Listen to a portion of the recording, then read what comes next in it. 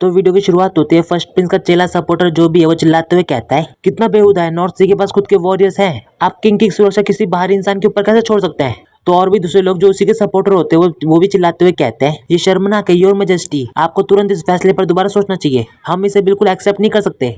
तो क्वीन मुस्कुराते हुए कहते हैं, क्या आइस एम्पर पर सीक्रेटली हमला नहीं किया गया था, भले ही नॉर्थ सी के अपने वॉरियर्स हैं। मैं एक बार फिर से कहती हूँ, इस समय कोई भी भरोसेमंद नहीं है। तो फर्स्ट प्रिंस भी बस बिना कुछ कहे उसी की ओर देख रहा होता है। तो एट्थ प्रिंस कहता है, तो क्या हम उस इंसान पर भरोसा कर सकते हैं। तो क्वीन मुस्कुराते हुए कहती है, हाँ, क्योंकि वो जेंटलमैन इवन फोर का नया मालिक है और स्वॉर्ड सेन का सक्सेसर, जिसने बिंगसोर को भी हराया। इसे सुनकर वहाँ पे खड़े लोगों के चेहरों की हवाइयां उड़ जाती है। एमसी भी इसे सुनकर हैरान हो जाता है और जियो की तो अलग ही फटरी होती है। तभी जियो एमसी के पास आके धीरे से कहता है, मुझे नहीं पता यहाँ पे क्या हो रहा है, लेकिन ऐसा लगता है हम किसी बड़ी चीज में शामिल हो गए हैं, है ना। तो एमसी कहता है, मुझे भी ऐसे ही लगता है और हर कोई हमें गौर से देख रहा है। और मन में कहता, चाहे ये डर हो या गुस्सा, इसमें नफरत मिला हुआ है। शायद यंग लेडी की खून की नदी पार करने की चेतावनी कोई एग्जैजरेशन नहीं थी। तभी क्वीन कहती, जैसे तुम सभी जानते हो, स्वॉर्ड सेंथ वो इकलौते वॉरियर है जिनको आइस एम्परर ने रिकॉग्नाइज किया था, इसीलिए सिर्फ ये जेंटलमैन जिसे स्वॉर्ड सेंथ के जरिए पहचाना जाता है, एम्परर के लाइफ को सौंपा जा सकता है। इसे सुनकर एमसी झूठी स्माइल देते हुए मन में कहता है, वाह क्या कह रही है। तभी देखते हैं कि क्वीन एकदम से एमसी को रिस्पेक्ट देने लगती है। सभी से देख के हैरान होते हैं क्योंकि वो क्वीन है।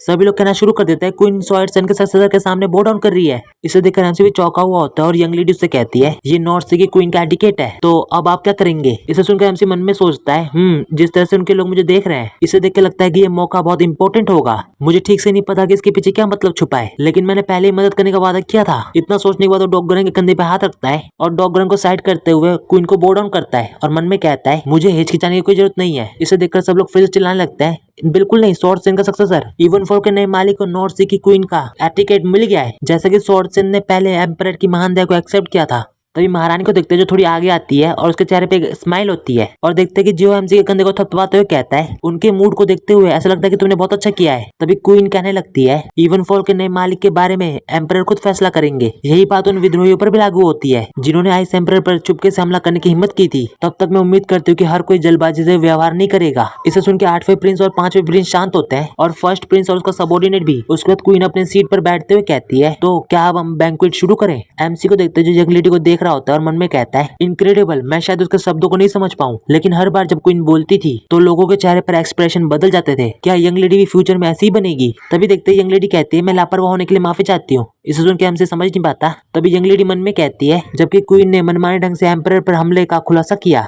और यंग मास्टर वू ने उनकी असली आइडेंटिटी सामने ला दी और एथिकेट भी दिखाया, मैं कुछ नहीं कर सकती थी और गुस्सा हो रही होती है। तभी एमसी कहता है, तुम्हें माफी मांगने की कोई जरूरत नहीं है यंग लेडी, आखिरकार लगता है कि अच्छी तरह से काम कर गया। और जियो का दिखते जो चुपके से उन दोनों के पीछे से निकल रहा होता है और डॉगरन के पास जाके कहता है, तुमने अच्छा काम किया, भले ही आपको पता ना हो कि आप अभी किस सिचुएशन में है। और एमसी की तरफ आता है जो कह रहा होता है, मुझे इससे कोई परेशानी नहीं है। तो यंग लेडी कहती है, क्या कोई परेशानी नहीं है। एमसी कहते हैं, आप जिस बात को लेकर परेशान है अगर वो सच में हो जाए तो यंग लेडी आपकी मदद के लिए जो भी करना होगा करेंगे। इसे सुन के यंग लेडी हैरान हो जाती है और मन में कहती है, मैं क्यों भूल गई। अब तक क्वीन से हारने के एक्सपीरियंस के बावजूद मैं कभी भी डरी हुई नहीं थी। और एमसी से कहती है, सच है, मैं कभी भी सीधी नहीं रहूंगी। इसे सुन के एमसी हल्का सा मुस्कुराते हुए कहता है, जैसे मैंने सोचा था। और देखते कि कोई उन्हें दूर से बातें करता हुआ देख रहा होता है और वो क्वीन होती है जो उन्हें इस तरह देखकर मुस्कुरा रही होती है। और देखते कि थोड़ी दूर से यंग लेडी को फर्स्ट प्रिंस भी देख रहा होता है। उसके कुछ टाइम बाद देखते कि यंग लेडी आइस एम्परर के रूम के अंदर आती है और देखते कि क्वीन वहाँ पे पहले से ही होती है। तभी यंग लेडी थोड़ा आगे आने लगती है तो उसके आने से थोड़ा आवाज हो जाता है। इसे सुनकर क्वीन कहती है, आओ मेरी बेटी। तो वो उसे थोड़ा घूरते हुए कहते, तुम क्या कर रही हो। तो क्वीन कहते हैं, बस मेरा तुम्हारा नॉर्थ सी का ख्याल रखना बेशक। तो यंग लेडी कहती है, उम्मीद मत करना कि मैं इसे झूठ पे यकीन कर लूंगी। आखिर किस बात ने आपको उसकी पहचान रिवील करने और उस पर जिम्मेदारी डालने पर मजबूर किया। तो क्वीन कहती है, यही सबको मनाने का इकलौता तरीका था। तुम जानते हो कि मोरी मैलन से किसी को एम्परर की प्रोटेक्शन के रूप में अपॉइंट करने के बाद में इम्प्लीकेशन लेटर निकलेंगे, है ना। जो इंसान स्वॉर्ड सेन का सक्सेसर ना हो और इवन फॉल का मालिक ना हो उसे नॉर्थ सी में बर्दाश्त नहीं करते हैं। और मैंने उस पर कोई जिम्मेदारी नहीं डाली, ये उसकी डेस्टिनी है। लेकिन मुझे अगर कोई कारण बताना पड़े। और वो उसके गालों पे हाथ रखते हुए कहते हैं, पॉसिबली, ऐसा इसीलिए क्योंकि वो इंसान है जिसे तुम पसंद करती हो। इसे सुनकर यंग लेडी एकदम शॉक में चल जाती है।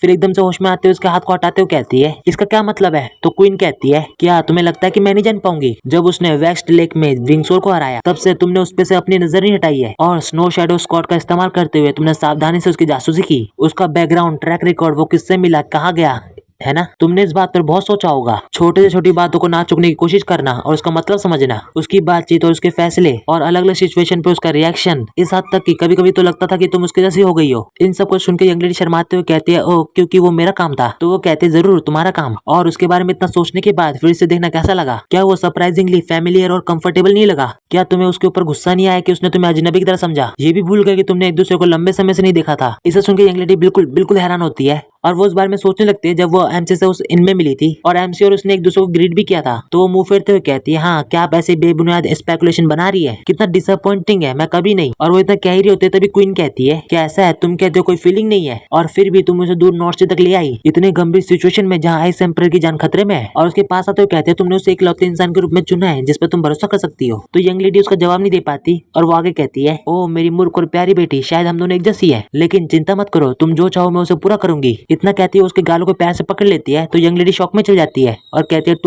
तुम्हें बस शांत रहने की जरूरत है, तुम उसके साथ ऐसे रहो जैसे तुम्हें कुछ पता ही नहीं है। तब वो आदमी तुम्हारा होगा, वो आदमी जो तो सिर्फ तुम्हें जानता है, जो सिर्फ तुम्हारी तरफ देखता है, और मैं ये तुम्हारे लिए करूंगी। इतना कहती वो उसे गल लगा लेती है और कहती है, मुझ पर भरोसा करो मेरी प्यारी बेटी। यंग लेडी को देखते जो अभी भी शॉक में होती है और मन में कहती है, तो अगर मैं ऐसा दिखावा करती रहूं कि मुझे कुछ नहीं पता, क्या ये हो सकता है? इतना सोचते उसकी आंखें धीरे धीरे बंद हो रही होती है। तभी उसे याद आता है कि एमसी ने कहा था, यंग लेडी आपकी मदद के लिए जो भी करना होगा हम करेंगे। इतना याद करती हुए एकदम से होश में जाती है, एकदम से अपनी मदर को दूर धकेलती है और कहती है, मदर आपने कहा था कि आप मेरा नॉर्थ सी का और अपना ख्याल रख रही है ना? तो वो कहती है, हाँ बिल्कुल। तो यंग लेडी चिल्लाते हुए कहते हैं, लेकिन क्यों? क्या ये उनके लिए और हिज मेजेस्टी के लिए नहीं है? तो वो मुस्कुराते हुए कहते हैं, बेशक ये उन दोनों के लिए भी है। तो यंग लेडी कहते हैं, झूठ, अगर आप ऐसा कह भी रहे हैं तो ये सिर्फ आपका नजरिया है। तो वो कहती है, हाँ हो सकता है कि आपको ये पसंद ना आए, लेकिन मेरा विश्वास करो। तो यंग लेडी कहती है, मैं आपको ऐसे इंसान के रूप में जानती हूँ जो अपने हित के लिए कुछ भी करने में काबिल है, ना केवल नॉर्थ सी लेकिन आपका पास्ट, प्यार और यहाँ तक कि आपकी सच्चाई भी।